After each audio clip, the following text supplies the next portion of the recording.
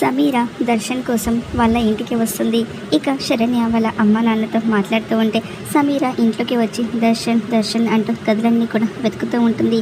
ఇక ఏంటి నువ్వు అని శరణ్య అంటూ ఉంటే, సంతోషంగా ఉన్న నా జీవితాన్ని పాడు చేశారు, చిచ్చు రేపావు నువ్వు అని సమీర అంటూ ఉంటే, చెంప పగులుతుంది, పిచ్చి పిచ్చిగా మాట్లాడమంటే ఓవర్ యాక్షన్ చేయకు, ఎవరే మీదేమైనా పవిత్రమైన ప్రేమ, నేను మీ ప్రేమను నాశనం చేశాను, నువ్వే మా సంసారాన్ని నాశనం చేసావు, దేవుడు లాంటి ఆయన జీవితంలోకి వచ్చి ఆయన్ని మోసం చేసావు అని శరణ్య అంటూ ఉంటే, సమీర కోపంగా, లేదు నా జీవితాన్ని మోసం చేసింది ఆ బ్రహ్మ రాక్షసి ఆనంద భైరవి అని చాలా కోపంగా సమీర అంటూ ఉంటే, ఇక అందరూ కూడా షాక్ అయిపోతూ ఉంటారు.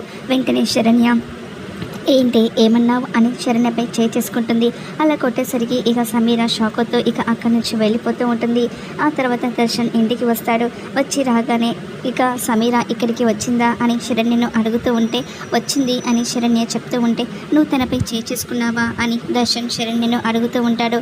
ఇక తను భయంగా అవును అని సమాధానం చెప్తూ ఉంటుంది.